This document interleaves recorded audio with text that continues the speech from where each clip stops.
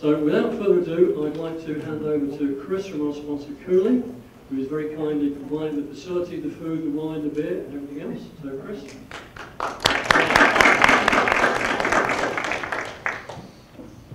Thanks, Chris. My name is Chris Nanouni. I'm an associate here at Cooley. I've been an attorney here for 5 years.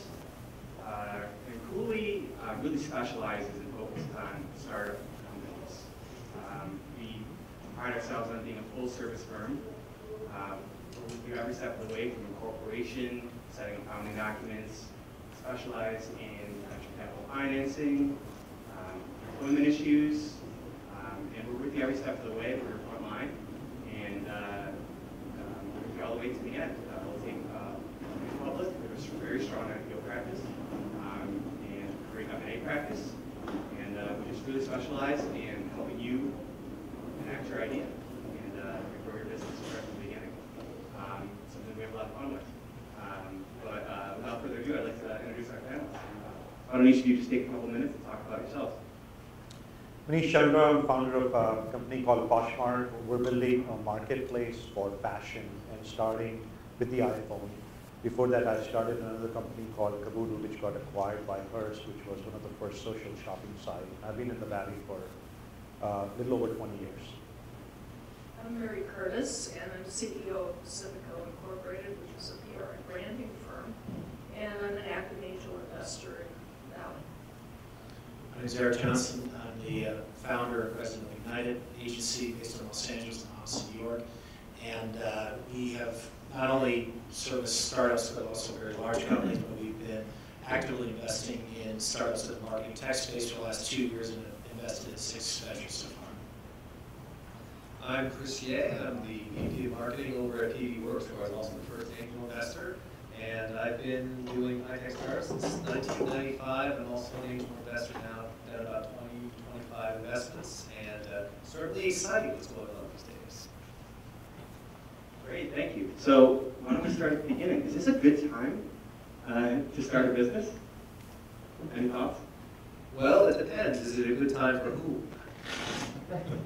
If you're an entrepreneur, this is generally a good time to get started, because money is a lot more available than it has been. That's not to say that fundraising is easy. Anybody who's ever gone out and tried to raise money can tell you it's not.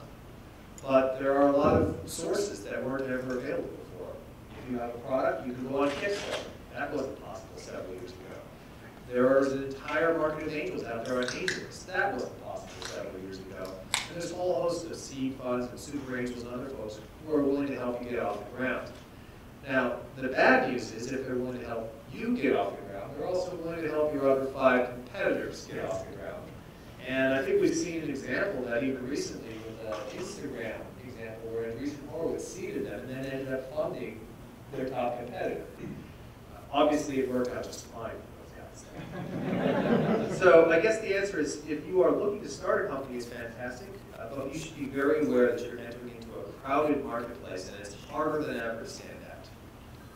I'll build on that. I think it's an incredible time. I focus primarily on kind of marketing tech. If you look at the IPOs over the last couple of years, they've mostly been in marketing tech, if you really boil it down.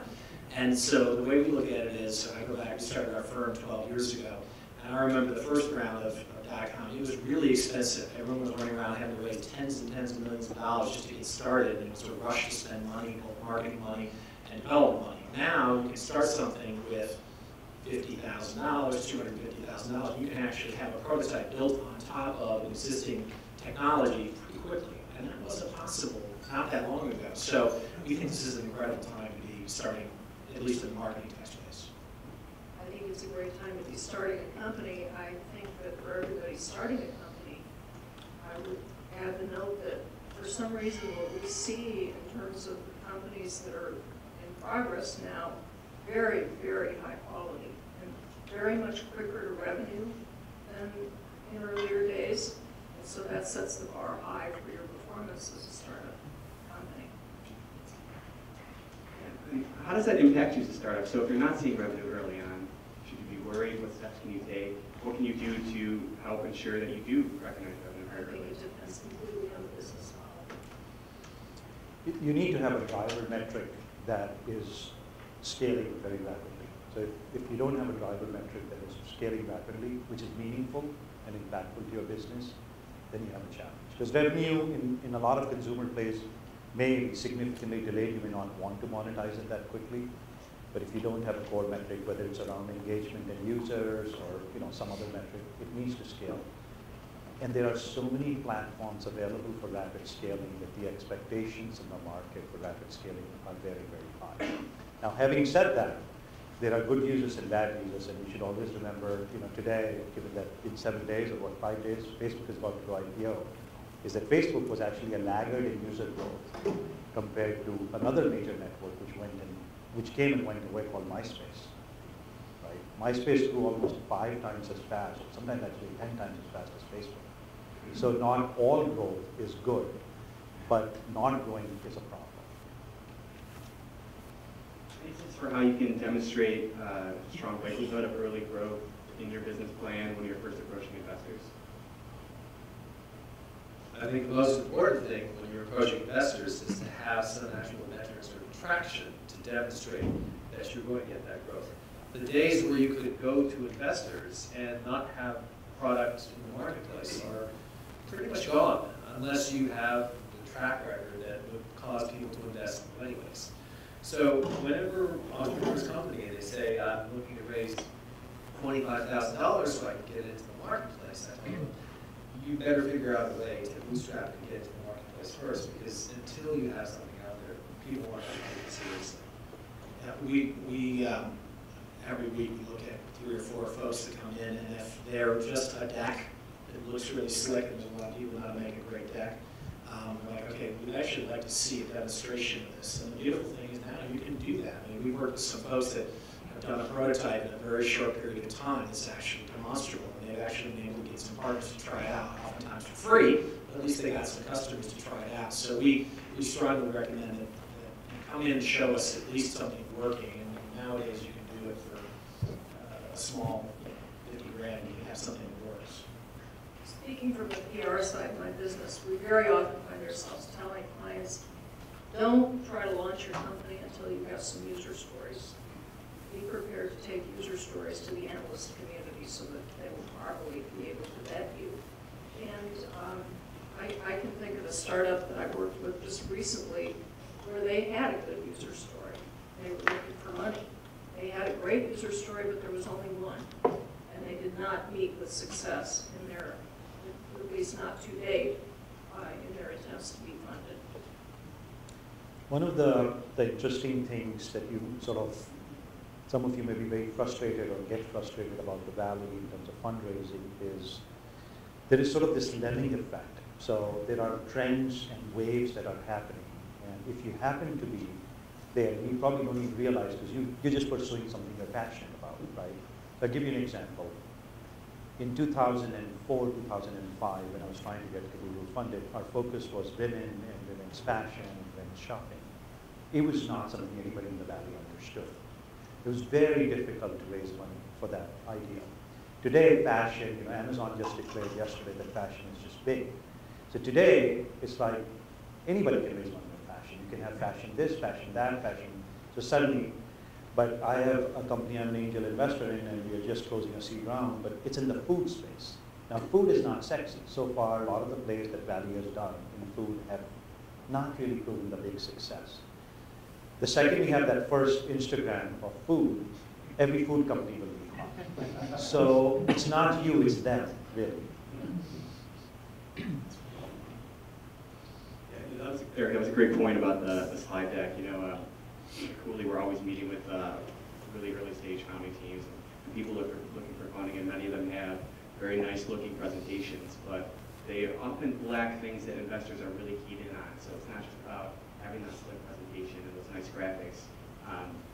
Other than the potential to grow revenue very early, what are some other things that you think are really important to focus on when you're making a presentation to investors that's really going to grab them?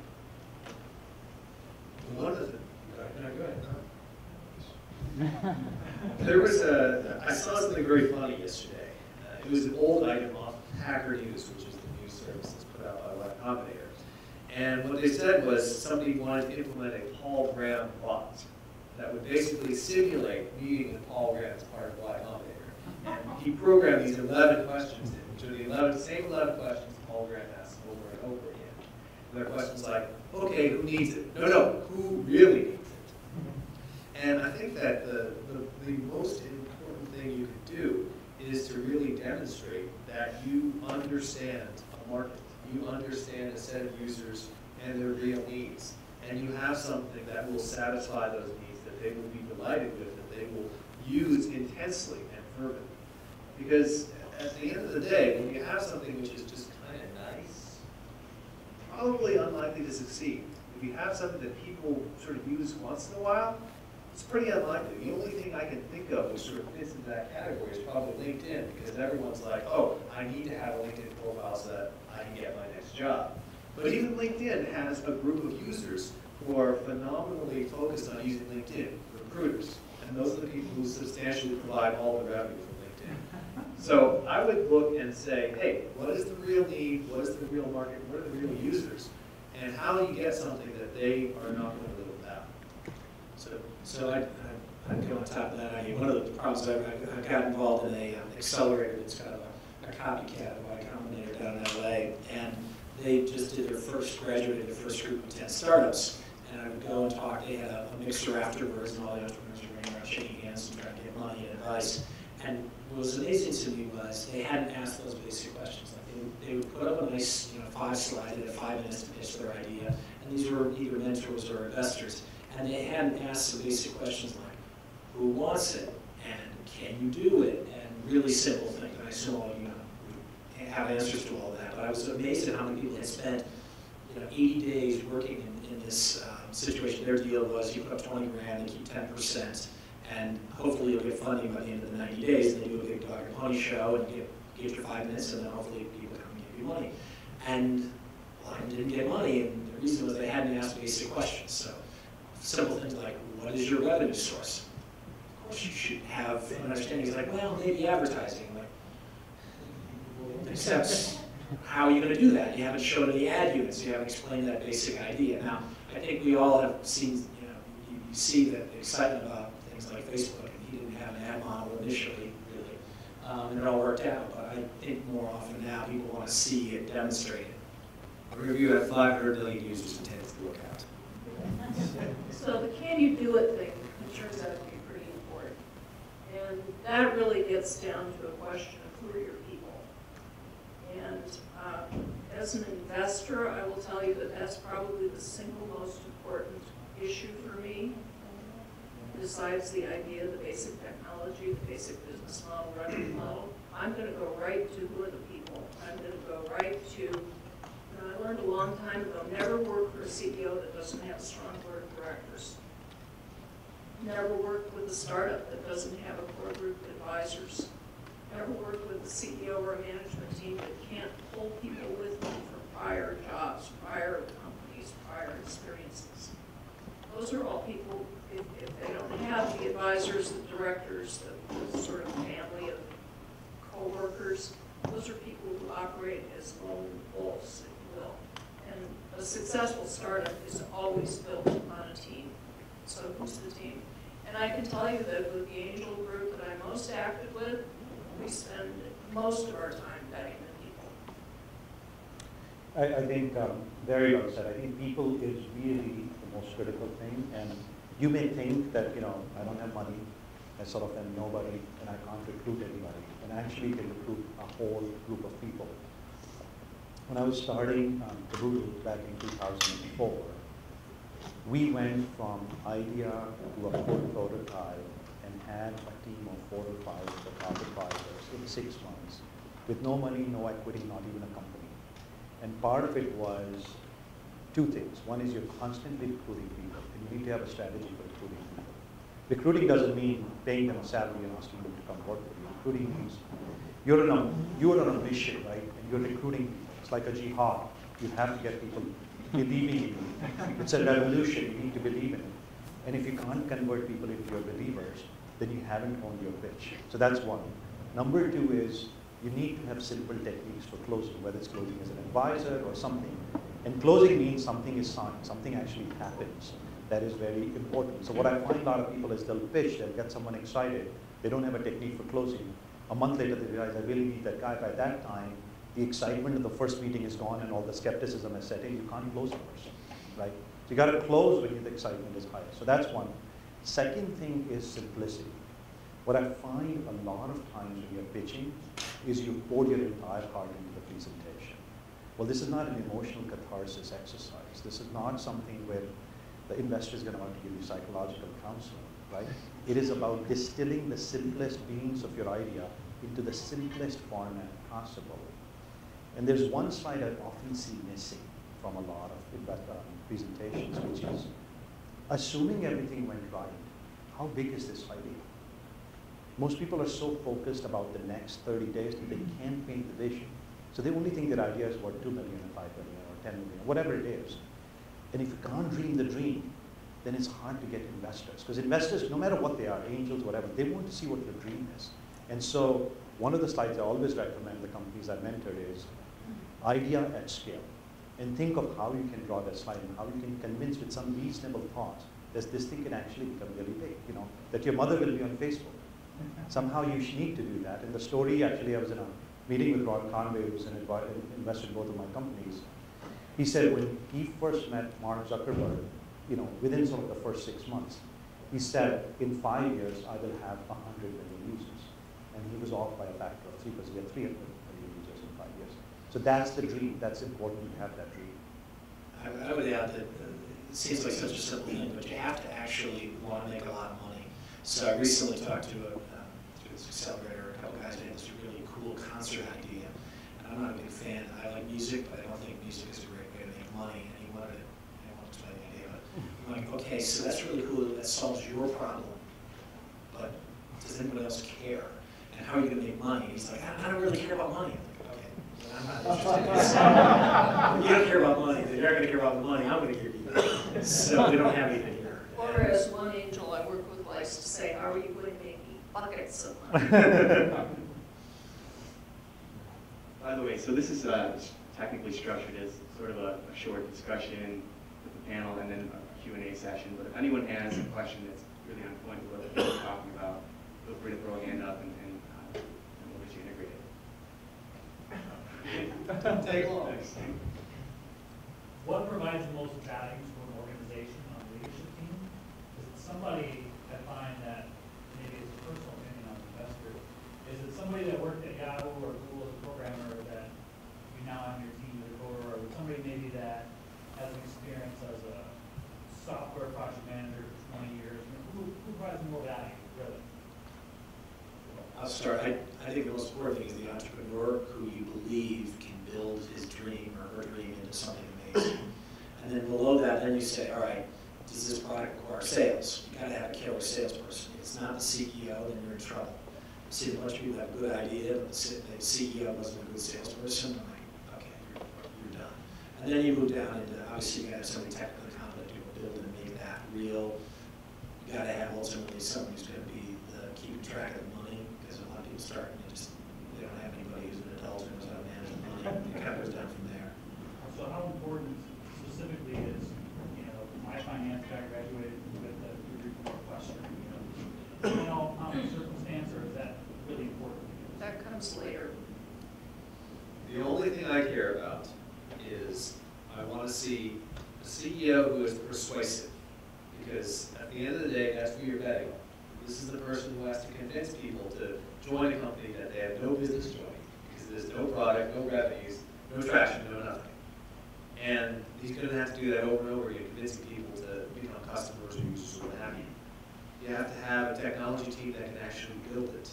And nowadays, it's less important that they necessarily went to Stanford or that's all the places we go to, and more that they shipped product before and have shipped product that is relevant to the market. And then finally, there are times when you need to have a product that is sold to businesses, in which case a salesperson is really important. But more important, I back her 100%, the CEO has to be able to sell. Any CEO who outsources their sales to someone else is a CEO that I want back. Because the person who's on the front line talking to the customers is the one who's going to learn how the product needs to change, how the customers are actually using it, what they actually need to do in in order to get that money. And if you turn that over to someone else, you're turning over your money to someone else. So what I heard from you is, if you believe in the CEO, you're betting on him. But I often hear Or her. all of you say, or her, excuse me, that I need to see traction on all these objective things, and it just totally doesn't make sense with what you just said. Well, I think the way I think about the team is definitely pedigree matters. Right? There is no doubt that people, when an investor is looking at people, they're sort of trying to project it. Of course, they're listening to your objective idea, but there's also the sort of this sense, what Mary was saying, there's a sense of people that you're comfortable with, where you've had some comfort, so that does project onto whether you like it or not. I'll give you a funny example in my history. I went to raise money from a guy in Southern California who's a billionaire. I walked into his office. This guy was like, at that time, he passed away since then, he was like 74 years old. And I was pitching this, idea about women shopping, so I wasn't quite sure that he was getting it. But clearly the guy is very well astute. So he gets his 13-year-old granddaughter into the room. And after a while, I pitch, and the daughter asks a few questions, and then he says, Manish, thank you, you can go now. And he said, we're not sure what we'd like to do, but we'll decide something in sense. So I went there to close 50 to 100K. I walked out thinking that maybe I'll get 25K. Felt like something went wrong. By the time I arrived at the airport, my other investor called me and said, Manish, did you see this email from this guy? And I said, no, what happened? He said, he is committing 600K to the run. Am I wrong? He got oversubscribed. But what happened was, he liked the pitch and whatever, but my name happens to be Manish Chandra, right? This guy was an investor in a company called Exodus, and he cashed out on some small investment, $600 million. The CEO at that time was a guy called Chandra Shekhar. So he put the exact 600K that he put in his company in my company. Some weird sort of mystery.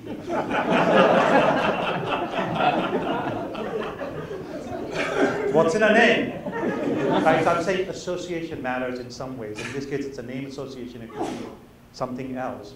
The other thing I would say is focus on what are the things that people are going to come after you. Right? So for example, if you're building something for the women, do you want to pull in an amazing woman in your team? If you're building something, where you don't have maybe a finance background, you pull something. If you don't have a marketing background, try to hone that weakness and make that a strength by partnering with someone who you can pull in the team. So then that objection automatically goes away by association. Does anybody get the last name Peterson here? Let me add one other thing. A fellow I know had talked to some legends of venture capital, Don Valentine at Sequoia, Dick Cramlick over at NEA, and Bill Draper over at Draper Richards and various other firms. And he went to Don Valentine and asked Don Valentine, Don, what really matters? Don said, market. The market is all that matters. You find good people, you can build technology, market is all that counts. Very successful, okay, great. He wanders over to Bill Draper, asks Bill Draper, what is it that really matters? Bill Draper says, it's all about the technology. Let me tell you, if you have a magical technology, it opens up new markets. What about the people? You know what? If they build something that good, they're probably good people. Makes sense. Wanders over to Dick Cramlick and says, Dick, you started $1 billion venture fund. What's important to say? It's all about the team. Let me tell you, all we care about is the team, that they have the right background, that they have the gumption to get it done. Good teams will build good technologies, will find good markets. And his conclusion from that is, guess what? These are three legends, made billions of dollars, invested in all these companies you've heard of, and they completely disagree on how to invest in people. You only need one person, if you're looking for venture funding, you only need one person to say yes. And if you're looking for angel funding, you only need a couple of people to say yes. So you're going to hear a lot of contradictory advice. Just try to find the people whose criteria line up with what you can actually provide. But you see, I think I heard some common ground in all those answers, and that was vision. And I like to think about companies a little bit like I think about people, which is that we all go through different stages of development. The thing about a startup, which would be the infant stage, is that the startup has to be born with the sort of prescient knowledge of all that it can become. And so that's a little bit contradictory to the human definition of infancy, so we'll drop the analogy. But, I think in our last great bubble years, we had a phenomenon here in the Valley, which was what I call the one-product company. And that's not a company that has a great vision. That's not a company that can scale. So I think that if you're a startup company one of the most important things you have to have is that person who keeps saying, how far can we take this? How far can we go? Where are our limits and how can we blow past them? And so that vision, I think, whether it's the technology or people focus, I think the vision has to be there in the DNA of that enterprise. So I'm going to go off on a slightly different tack, if that's all right.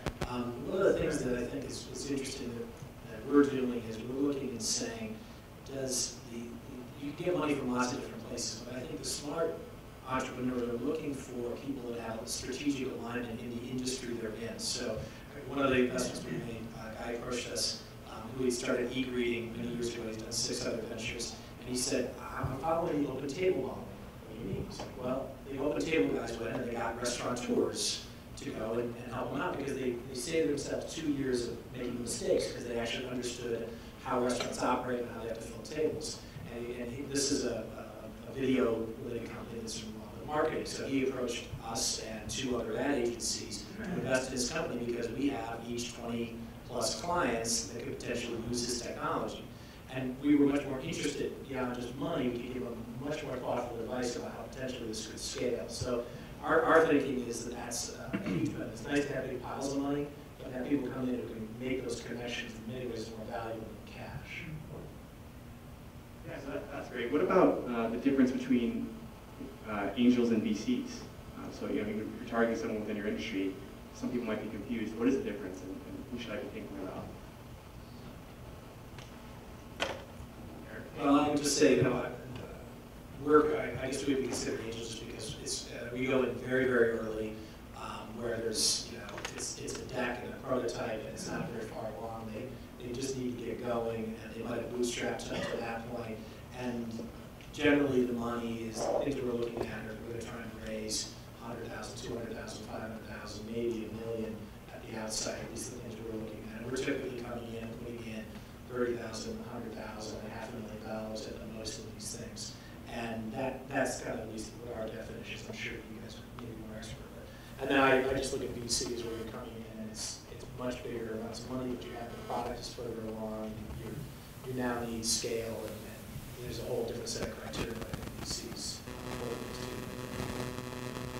Yeah, in my world, the angel is your early stage, smaller amount of money often will help you get to the VC.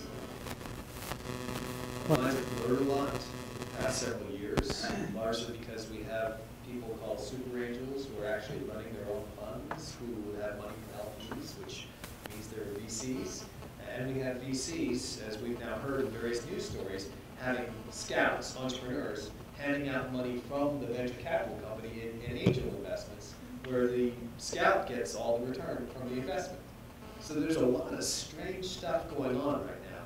The general rule of thumb I would still have is that with VCs, you're looking for something with the word million in it, and with angels, you're looking for something without the word million in it. But other than that, there's a lot of crossover, so be willing to talk with everyone. There's 2 things to watch out for, which is taking a direct angel investment from a VC fund, not their angel fund, but from a VC fund, can have challenges, particularly if they choose not to participate in your future round. So that's something I would definitely be careful about. Of course, if it's an amazing fund and you like the people, it's worth doing it. The second thing is, in order to, if you have not managed a VC on a board, having a VC on a board is a very different experience than having nurturing angels around you. And that's a whole skill set that you have to sort of grow as an entrepreneur. And if you have that day one and you haven't done it before, it can actually impede you rather than expedite the process. So even angels disguised as super angels, who I agree with Chris, they're kind of like micro VCs, that whole line is blurred. Their mindset is different. Whereas when you're sort of at a VC, your mindset is quite different. So you have to look at that thought process, because initially you need nurturing, you need advice, you need domain advice, you need a lot of help. But you are not yet at a point where you can actually run a full board meeting with all the accountability and all of that. And that can lead to a lot of friction, which I've seen in a couple of boards that I was involved with in the early days. But there are some VCs who have an amazing mindset. This is not a rant against all of them, but most of them have this challenge of not being able to work without significantly scaling metrics. We had a question in the back. Yeah, I'm Michael Chong with Silicon Valley Talent. I have a question about culture in startups. It's a two-part question. I see a lot of startups now emphasizing cultural fit, more important than just the skills. Obviously, very important together. But in terms of cultural fit, how would you determine a person joining an early stage 5, 10, 20-member team as a good cultural fit, or even in scaling growth from 20 to 100? How would you discern who's the right cultural fit? And the second part of the question is, how would you establish culture within the startup? I think culture fit is very critical in terms of scaling the business and building the business and trying to run it. Building culture is critical to scaling the business and being able to manage the business as it scales. So, how do you sort of recruit to a culture fit is both an organic process as well as a determined process. For example, in both the companies that I've been in the CEO role, we had a very extensive multi-round and have a multi-round interview process where, at the stage we are in, we probably get the candidate to meet almost everyone in the company. So even if you're interviewing for a community ambassador role, you would have had a meeting with the CTO. It may have been a 15-minute meeting, but it's really important to have that. That does two things. First of all, everyone gets to weigh in the process, so there is a pretty good sort of overview of the candidate. The second thing is the candidate has had a feel for everyone in the whole process, so there is nothing hidden in the whole interview process. So that's really important in terms of assessing it. In terms of building a culture, I think transparency and honesty is really important. So for example, I have a rule that if my entire payroll and stock register was found lying next to the copier one day, it may cause some stress, but it should be rational. That means whatever decision I'm making in private should be reasonably justifiable in public. So that is an important cultural element. So that means there are no hidden secrets in general, as much as you can avoid it. There are certain things you have to be confidential and proprietary to respect the clients. So those are sort of big values, and you have to live with them. Sometimes they may be very uncomfortable through the process, and those are, I think, important assets in building culture. I'm going to come at an answer from the PR perspective, because very often we will deal with companies that haven't asserted their core values, and we actually have a methodology called brand ascertainment, where we take the thought leaders in and around the company through a process of interviews, where we're basically determining where there are resonances and, do we have a this or do we have a this? And that most startups can't afford to do our brand ascertainment process, but as a result, companies often get into trouble, a little bit after they've started up and really gotten going, because the executive team hasn't taken the time to sit down and the luxury of saying, these are our real core values, these are the things that we agree on, these are the things that we hold ourselves to, this is our vision for what we have to be in order to be successful. And I'm here to tell you, if you don't assert those values from a very early stage, you get something else slipping up between the cracks, and that can be very damaging to your company. I'll add to that. We've spent a whole lot of time in our main company working on culture, because we think it's absolutely critical that there's alignment. And if you have somebody who's a bad egg, you got to weed them out quickly. It's kind of like what we find is, the metaphor I use is like you put a heart in the body, and the body starts to reject the heart. You got to get rid of those people quickly. And oftentimes, and even when we started our main business, we made some mistakes, and you do make mistakes. What I tended to do early on was like, oh, we'll make them better. It's kind of like the bad boyfriend, girlfriend. I'm going to fix them. And they're kind of really, they're just abusive, difficult people. And I found you got to cut them out, and then whoever's left or whatever team you start with, make sure that they sit down and have a conversation. You don't bring in a professional moderator. Really sit down and say, what do we believe? What do we jointly want this company to be? And put it in writing. The discipline of writing that stuff down creates rigor and creates a cohesion in that group. And then nobody gets in the club unless we think they would fit into this culture. And I'll give one other recommendation, since you recommended a book. One of the guys that I really have grown to have tremendous respect is a guy named Simon Sinek, who has a book about Start With Why, and if you haven't got it, you should go check it out. He's got a TED, one of the top TED Talks, and we had him in our office last Thursday, and he's got an amazing way of thinking about the purpose of your organization. The greatest organizations have a purpose beyond just making money. If you can get agreement among the people early on, then ultimately you'll be way more successful. I will say that I think that culture is incredibly important, and I think that the vast majority of startups in Silicon Valley pay almost zero attention to it. I think that it's very easy for people to sort of say, well, we're a small company, we're a small team, we all kind of know each other, we don't need to worry about that culture stuff. And I think that in Silicon Valley there's sort of a default culture of, oh, you know, we're young, we like to play, we like to have fun, we have a foosball table. And again, that's not really culture, that's just sort of a set of perks. So I think that culture is one of the areas where you as an entrepreneur can really have a huge impact. Because ultimately the culture of a startup stems from every person in the company, but first and foremost from the founders. I've been a part of a variety of companies, and in every case, the founder had a disproportionate influence on what the culture of the company was. And even in cases where you had a CEO come on board to take over from the founder, in many cases, if there wasn't a cultural fit between that new CEO and what the founder had built, there were fundamental issues, the fundamental transplant rejection issues that Eric referred to. So it's very important for you guys to keep that in mind because you are the founders right now. You have the chance to set your culture. And the way you set the culture is based on the actions you take.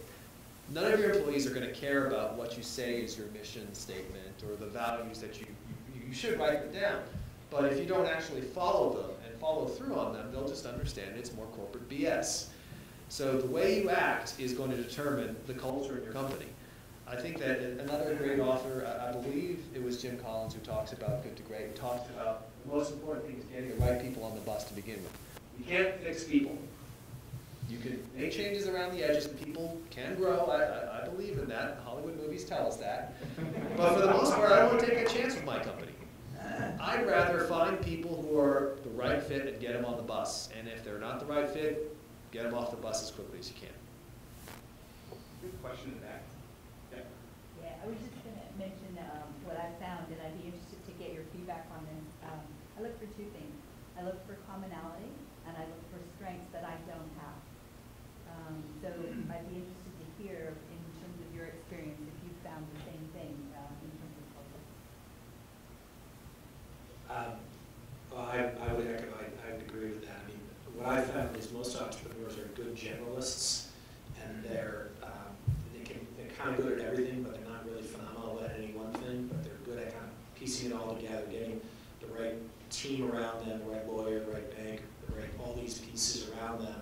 They may have a particular specialty that they came from, whether it's programming or whatever, but I find that they generally kind of have this set of skills that are general, and then they need specialists around them, a tip-top programming person, a tip-top marketing, a tip-top salesperson, and generally you pick those key positions when you've got that gap. So for instance, when I started my current company, I was doing the bookkeeping, I was getting the customers, I was the account guy, I was doing all of that stuff, and I was like, God, this is horrible. And I picked the thing I hated the worst, which was the bookkeeping.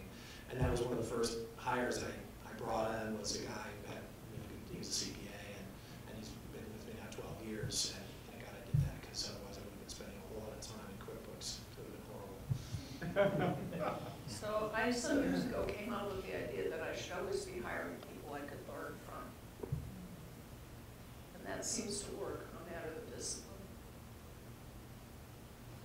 I'll add to that in general, I try to hire people that are actually much smarter than I am, so I've been pretty successful over the years trying to find people and find them oftentimes from top schools, and like they have the pedigree, they worked at amazing places, and they bring that set of skills, somebody from Procter & Gamble or from McKinsey, and if you can attract those kind of people and they buy into your story, all of a sudden your whole story when you got to raise money is better because you got people with real pedigree, and oftentimes they have specific discipline that you just lack. Like I was amazed when I learned the Procter & Gamble process of doing these brand briefs. I'm like, wow, that's awesome. I could have spent years mucking around, and it made it a lot easier because I brought in a guy who worked in that environment. So I try to find people really smart. I'll tell you three things that I've observed that actually go wrong in hiring that are probably just things to keep out for. One is when you're hiring to a position, are you willing to let go, right? And how much are you willing to let go of that area? That's a psychological question you need to ask yourself, because as an entrepreneur, you are so focused on control of every dimension that letting go is a key thing. If you're not willing to let go, then don't hire a very senior person. Because if you hire a very senior person and you don't let go, it's a recipe for disaster, right? That's one. Second is when you hire someone which is at a sort of a very different level, and suddenly you insecurity inside of you, you have to make sure that you have some sort of development. It's very easy to say hire things, right? But when you're trying to build a company, you're trying to hire this person, you have to make sure that you work together. And the third thing is, of course, you're going to hire someone that you trust, but it takes a while to build that trust. So make sure you invest time in building that trust, because only when that trust is built can you let go fully. And so those three things, when you don't keep in mind consciously, because if you just read the books, these three things are sometimes not mentioned, because they are about human frailty and human weakness. And human weakness often trips us more than our strength. So you have to watch out for that dimension, both of yourself and the person you're hiring. One of the questions I think was on the panel today was kind of along the lines of how do you bootstrap? How do you get those first things done when you don't have the money? And how do you protect the business at the same time? How do you get going at the beginning? So I'll answer the question for people who are non-technical, because if you're technical, you already know how to get going at the beginning. You just build the product. But for the non-technical person, there's a lot of people who say, I've got a great idea. I want to find a technical co-founder, which means I want to find someone who's going to bring my wonderful vision to life and hopefully do it for as small a proportion of the equity as possible. And unfortunately, that's not really realistic. I think at this point, most people realize that for the most part, unless you've already gotten a patent on gravity, the idea is only worth so much. So what I always advise non-technical people is, once you've identified the problem space you're going to be in, the market you're going to be in, make yourself into a nexus or an expert within that space. Any space you go into, there's going to be influencers, there's going to be existing players, there's going to be all sorts of things that are going on. If you become somebody who is influential within the space, your ability to recruit a technical co-founder, to launch a product, to get taken seriously by analysts, so on and so forth, becomes so much greater. And these are all things you can do before you build a product. You can begin to blog. You can begin to speak. You can begin to be a thought leader in the space long before you ever go out there and recruit that founder and build the product. So if you're going to get started as a non-technical person, make yourself into someone within your market area or industry that other people want to know. That'll make your ability to recruit a technical co-founder and ultimately launch your company much stronger. So what if you have, if you're a non-technical person and you have a willing co-founder who's a technical person, what do you think is the right way to think about that equity split? The equity split is a tough question because often people just say, yeah, let's go 50-50. And every VC will tell you they hate going 50-50. It's a tough question but it's a question you guys should resolve up front and really discuss up front. Because as I've told many an entrepreneur, once their money comes in, the ugly side of human nature will come out. And when there are millions of dollars at stake, people can self-justify anything. It could be your brother, it could be your mom, it could be your identical twin. It doesn't matter. You don't know what will happen once the money is there. So usually what I find makes sense is to say, look, whoever is going to be the CEO and run the company is going to need to have the largest stake. They're the one who at the end of the day is going to be carrying the load for everything that nobody else is able to finish. They're the one who's going to be responsible, losing sleep, et cetera, et cetera, et cetera. And you need to have some proportion greater than the other members of your organization. I do find that when you have that discussion, it's not helpful to just sort of have people say, here are my demands. It's better to talk based on principle. Okay, so if let's take a unit X. Let's not put a percentage on it. Let's just take X. All right, how many units of X do you think this role should get? How many units of X do you think this role should get? And by arguing on principle, instead of saying, hey, you should get this and you should get this, you're able to have a calmer discussion. It's still likely to be one of the hardest discussions that you have as a founding team, and it's not going to be very comfortable, but it is something that you're going to have to do. Completely agree with the equality issue, because at the end, it has to be clear that there is one leader. And whenever you have split leader, that's why VCs hate this. Whenever you have this challenge of split leadership by perception, by design, it becomes a challenge. And it's even exacerbated. And it's not like we've got some great examples to the contrary, but a lot of times it's a problem, is when you look at two sort of technical co-founders. That's, to me, is actually a bigger challenge than sometimes when you have a business and a technical co-founder, because it starts to get a little bit clearer.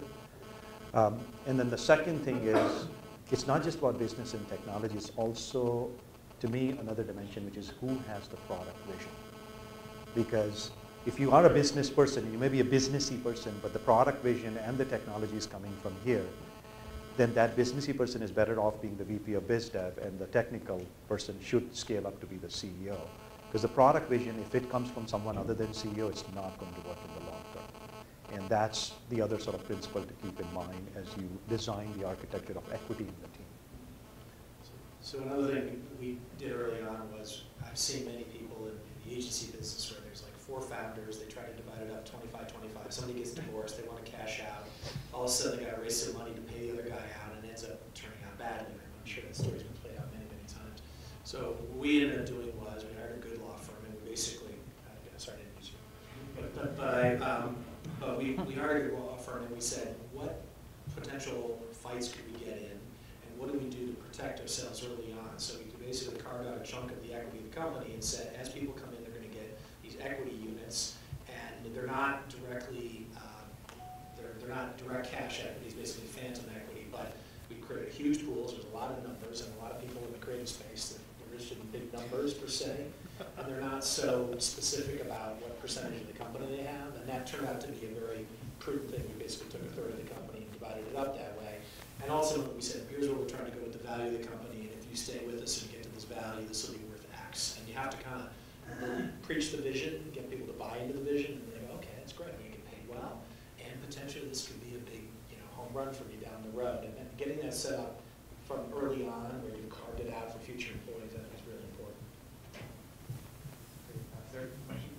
Yeah, I'd like to kind of change the focus a little bit away from mechanics to some more strategy. And that is, in terms of selecting the initial market, there used to be a lot of choices. For example, in Mr. Chandra, you made Caboodle, and now you're in Poshmark, which in essence seems to be a logical extension, more or less, more of a business. But you also did an angel investment in what's sort of the equivalent of Caboodle several years ago, which is the food stuff. So now you have a choice of going into a new market with a lot more upside, or an old market, an extension of stuff you understand well. If you could go through your thought process on that kind of stuff, it would be really great.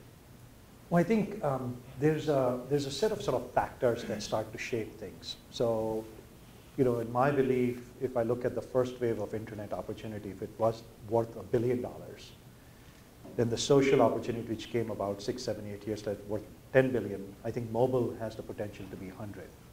So for me, right now, everything I'm looking at is around the mobile infrastructure in a lot of different ways. So the reason I got attracted to this food play is because there was a unique way to participate from a mobile infrastructure in that perspective. So that's sort of a macro way of looking at it, and a micro way is still about the people. I like this entrepreneur a lot. So I'll add to that. In the space we're looking at, so we set out 2 years ago to say, what do we think are the emerging marketing technologies that are going to change the world, and how can we participate in those? And when we sat back and looked at those, we said, well, what are things that are actually happening now that tie to changes in human behavior? So people don't like advertising, so they're skipping ads. So what do you do to address, how do you market stuff to people when they don't want to watch TV commercials or look at newspaper ads anymore? So we started kind of with an understanding of human behavior and say, if the behavior is moving this way, how do we participate in this, whatever this area is? And we think that's a simple, obvious idea, not get so wrapped up in the technology per se, start with the human behavior aspect and then chase that. Yeah. Sure. So my question was, sometimes you come across people in the early stage of a startup, and they seem like great people to partner with, but then you may or may not have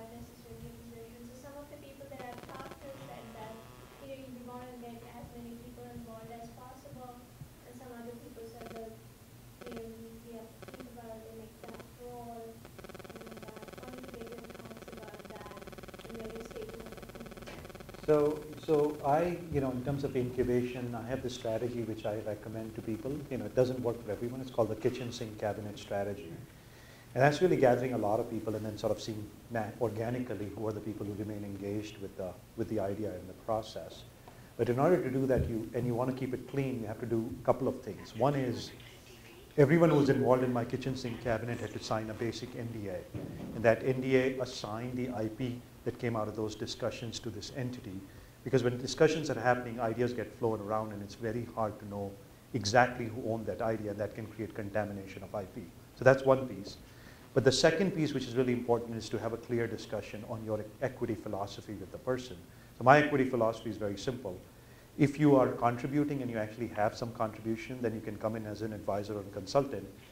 Advisors, consultants do not get more than a quarter point. It'll be 0.1, 0.2% kind of equity at foundation. It just doesn't happen more. So it's upfront clear to you, you're not going to get more than that. You may get some cash if you're providing some direct skills, but that's about it. If you come in as a very senior advisor, maybe it might get up to 0.5%, right? Then if you decide to join full-time, and full-time means you actually quit the job and join when there is nothing, then you can get double digits kind of equity. The third thing is join as founding employee, maybe after equity formation, then it's 1 to 2%. So you kind of put that layout, so there's no confusion as you participate and go through this process that one of these 5 outcomes can happen. And then you have to be fair. You have to remember you can't screw people in that whole process. One thing I'll also, I agree with what Manish has laid out. The one thing I will say is it's very important to get to the point of having resolved those things before you go to investors. Nothing will scare an investor more than seeing a 7-person team, each of whom has a VP or C-level title. I see that and I'm like, okay, run away fast, hope that they don't have my contact information. I have a question that really goes with this, is that you started this venture, and right now there's just me and the core team. The other 2 people are just investors, advisors, and also put money. The other people that we're able to build in, bring in all need salary up front, because that's their life situation at this point. And so is there a difference in the equity? Because you just made the difference between a 14-member and an employee. So with somebody who's coming in and who's not at par in terms of just working for strategy right now, is there a difference in the way the structure? I think it's a huge difference. I mean, to me, if you are going to get significant shares in my company, you better come and sweat the bullets with me. Otherwise, if I'm going to pay your salary, then I'm recruiting you. And the time you put in up front is something very different. So that road of deciding to jump is, I think, what separates, for me, a co-founder, entrepreneur kind of a person than something else. Now, I'm talking like 80%, right? There's always exception to every rule, so you can start to go through each exceptions. I mean, if there's somebody who's just amazingly knowledgeable about a specific technology domain, you're bringing a storage system and you need this person, whole different ballgame. But I'm talking in general, that applies. But other people may have different perspectives. So I'll say one of the things, some of the ventures we got in, we went out and one of them we actually recruited a CEO, and he was used to making X. And we said, we can't afford X, this is a startup. And he came in for a lot less. And initially it was a consulting agreement. And what we do is say, what would you cost in the real market?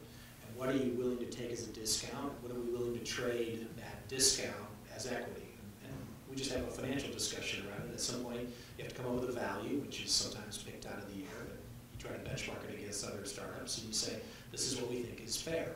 And I think it's really important to have that early on before the person kind of jumps on board and starts doing that. And I think that I've used the method that Eric described before successfully in the past to compensate everyone ranging from employees who are not getting salary to contractors who are getting some salary but getting some equity. You can always do an equivalence between cash and equity. You may not always agree on what that equivalence is, but you can do an equivalence. But the reason it's so important to work this out, you have to make sure that all the members of the team agree to this sort of arrangement. Because if you do not, if you have a situation where some people are sacrificing and other people are not, the people who are sacrificing do not gain something by their sacrifice, no matter how good of friends they are, even if they've worked together for a decade, resentment's going to build up and it's going to bubble out. Thanks. I have a question that how important is it therefore to have a core team of like we're in a situation right now where we have the money where we hire people, get the product prototype ready, so we can start meeting investors and customers and just start rolling out. But later on, of course, it would be difficult if you just have one person working and just taking decisions and discuss and so on. How important is it to not have one person? So should you have a co-founder? Yes, so. Co-founders rather than trying to surround yourself with. I think your investors are going to be looking for that. You need co-founders. Building a startup is a long journey. There's lots of ups and downs, and if you don't have, partners that you can work with, there are times where you will need someone who can give you that bitter advice, and your employees can't fully give that to you. So you need these key partners. Anytime you go through a financing or anything, you're always sitting on the opposite side of your investors for that short period of time, right? So who do you partner with? Who are the people who do that same thing? Who has, who's the chicken and who's the pig, right? Your advisors are not going to be able to give you that value. So having one or two people, not more than that, not 7 people, like probably just 1, maybe 2, is very, very key to that whole process. And the question you have to also ask is, why haven't you been able to convince even one person to join your jihad? That's a key question. Is it something about your story? Is it something about you? Maybe you should wear a better brand of perfume. I don't know. Something should happen there, because you should be able to attract people to your movement. So that to me is a big, big negative signal in my mind if you're able to attract some people to your thing. They don't have to be equal. They can be smaller, bigger, whatever, but they should be a team. Is it important for, I'm sorry, is it important for you to know your co-founders and have worked with them and be comfortable with them? Because I have people who really believe in the idea and want to join in, but I'm rarely working with co-founders who have never worked with before, who have not been to school with earlier or whatever. They're not friends or. So how do you select a co-founder? How do you Yeah, select? you have to date. You can't just decide that a Vegas night you have a fling and you decide to get married. That doesn't work, right? You may be very good looking after 3 vodka shots, but what happens in the morning is a whole different ballgame. So I think you have to date. You have to spend time knowing it. You don't have to have worked before, but I would say at least I would prescribe a 4 to 6 month dating period before you choose a co-founder. Because if you do it any sooner, you haven't gotten to know them well. So in my current team, there are 2 people I worked with for 8 years. We have a 4-person co-founder team. One of them kind of is a later co-founder. There's a 3-person team. One person I only met 6 months before we decided to start the company together. But for 6 months, we intensely dated, and we spent a lot of time together. So it's really, really critical to get to know the difficult questions. So I always ask very difficult questions. What is your aspiration? What is your monthly cash flow? What are your net assets? Everything should be laid out, because all of those questions are going to come to bear. And if you don't understand, what's your marital situation? So you have to be relatively quite open to be able to discuss those things, because if your founder is about to go through a divorce, you have a big problem right at hand. If they only have a net worth of $7,000 and you're committed to being without 7 months of salary, they're not going to be able to survive. So all of those questions have to be put on the table and discussed in order to have a clean process in front of you. If you don't, you're going to discuss them just at a very bad and awkward time. So, co-founder and co-founder have heard different stories, and what level of requesting fundraising doesn't matter the most, because sometimes those entities can help you find people that lead student parties or advisors or something going forward. Is that not something that you can potentially find in the resource in the people who are investing in the you absolutely find that on the front end? I think both. I think your investors are going to bring a lot of great people to you. If they're good investors, they're going to bring a lot of great people. In fact, there'll be a perpetual supply of great people. Sometimes you have to say, okay, don't send me up for a week or so, great people, but that's great. But you also have to be able to recruit a few believers in your cause, and it's sort of a virtuous cycle. If you get good people enrolled in your cause, they connect you to good people. You get good investors, they connect you to better people, and that whole cycle moves upwards. So that's why I always say you should constantly be recruiting great people to your cause, and you can never have enough great people in your cause. And you have to be able to have a framework in how you can do that. Formally advising with a formal co-founder with all the cultural lists and everything like that, you have to have that in walking into that. It's not a question that's a pre-requirement. I mean, there are certainly people who will fund a single person team. I would say for your own benefit to build a company over a long period of time, that is work that is, because once you have money, it's sort of like, you know, I'll give you the dating analogy again. When you're wealthy and you're dating a person, how do you know that they're coming for you or coming for your money, right? It's when you have nothing and you find someone, then they truly believe in you and your idea. So you have to date when you're a pauper. If you date when you're rich, it's not the same. So I think in some cases, aren't going to go on a single calendar for the reason you brought up, which is you have to convince somebody. And it turns out if you haven't convinced anybody and you expect them all to convince the VCs, generally they don't believe it. You know, think about it as a PR problem, because basically you always are in charge of telling your story. You just have different audiences. But when you go to a potential funding source, you basically have to say, okay, we have this terrific opportunity, and you know, there are a core group of us that have worked on it, believe in it, and now we want to present it to you. Well, as your company grows, you're going to be targeting customers and strategic partners, and you're going to need a different set of story points to bring out, such as we're a well-rounded company, we have this strong executive team, we have a stable base of funding underneath us, and good partners through our funding sources to help us continue to grow the company. So if you just think about the story that you have to tell and who you have to tell it to, I think you come up with the right answer in terms of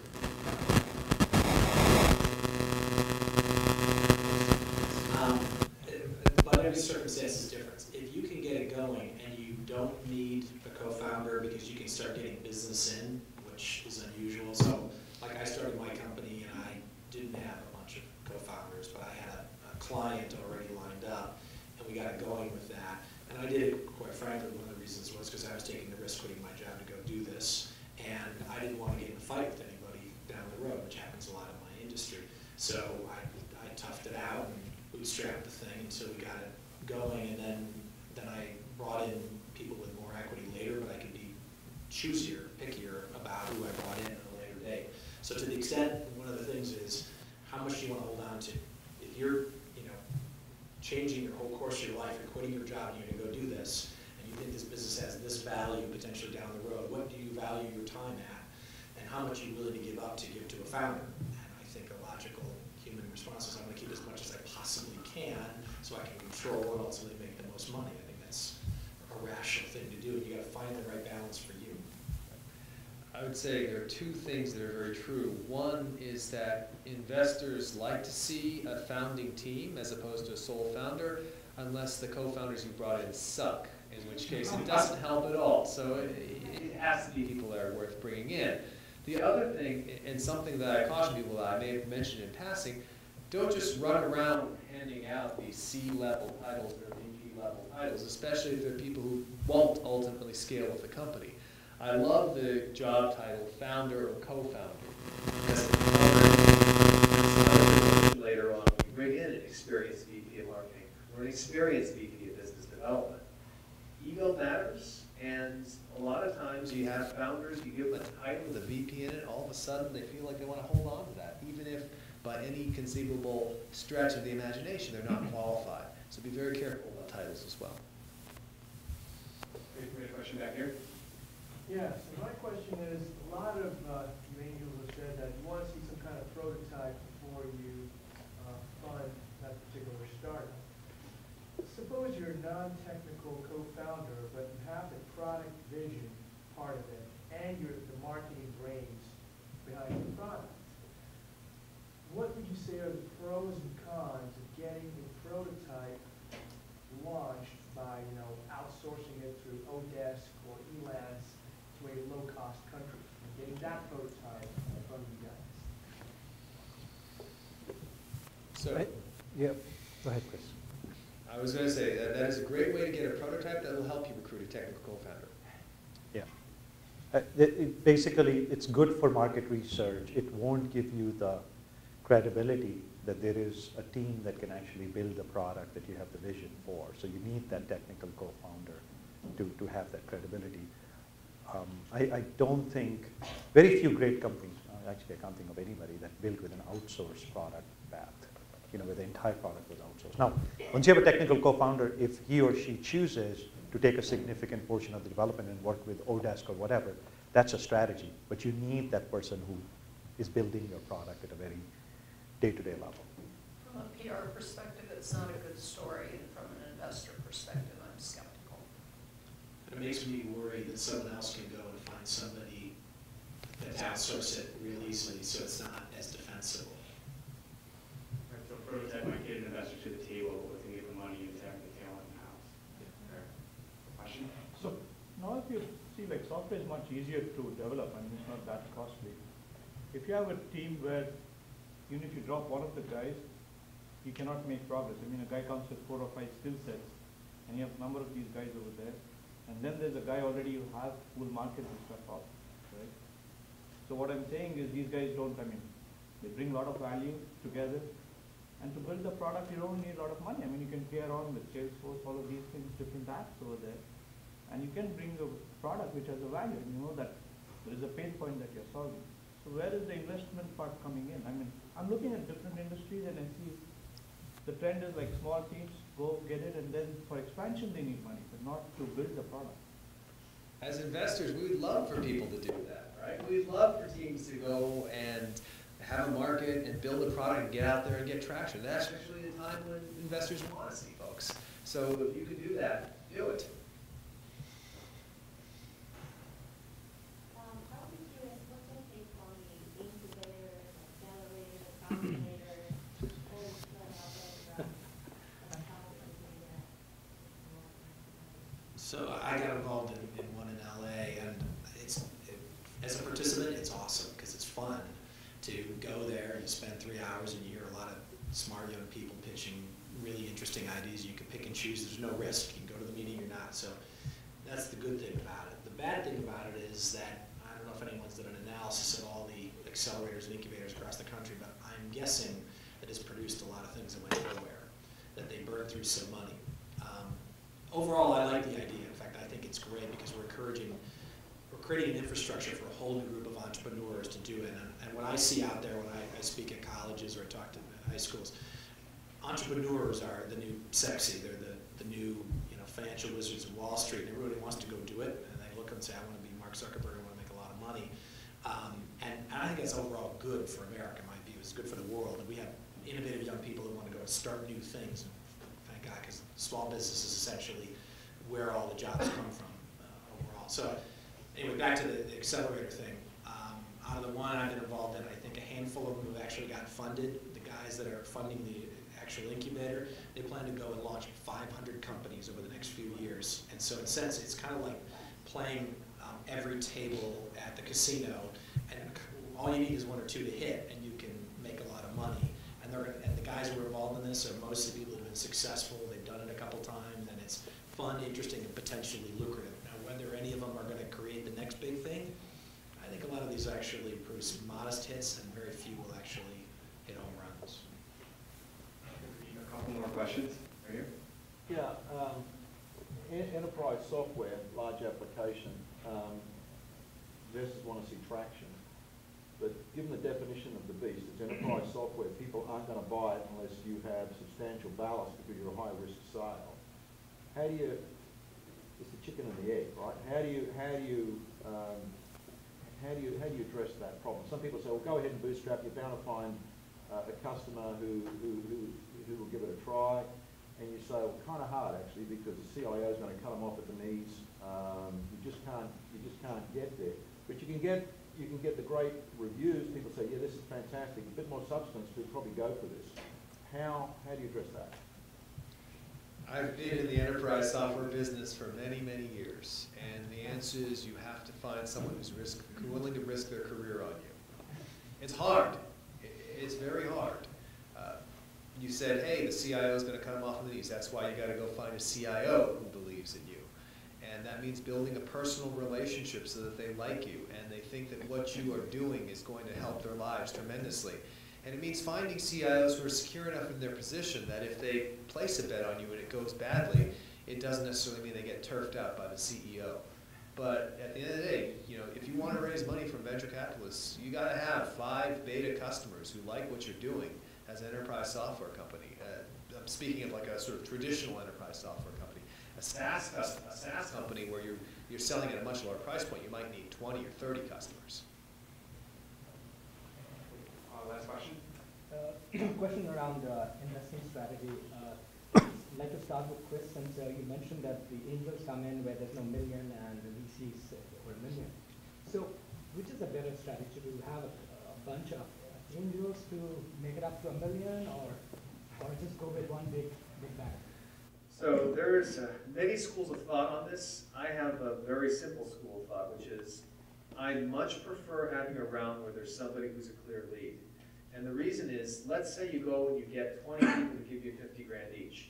Something goes wrong with the company, you'll never get them to give you another dime, because they'll just write off the investment and move on their way. It's not worth it to them to spend a lot of time working with you over a 50 grand investment.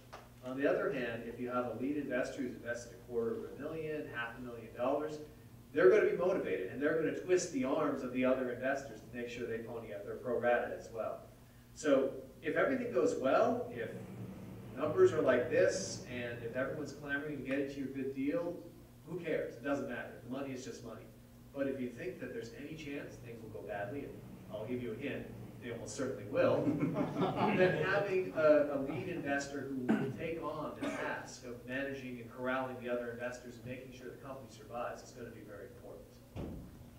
I'd add, rather than just getting one big check from one source that you have to answer to, I actually like having other people involved. It gives me as an investor greater confidence, a bunch of other smart people who come in on the deal. And again, to the point earlier about strategic alignment, if I can find investors that have expertise in the vertical that we're chasing after, I think they bring tremendous benefit on the board meeting calls.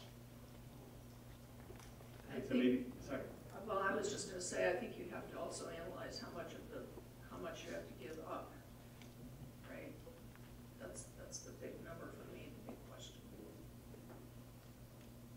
Okay, so I think now we have a few more minutes of networking. Thank you all for your participation. That was great. Thanks a lot.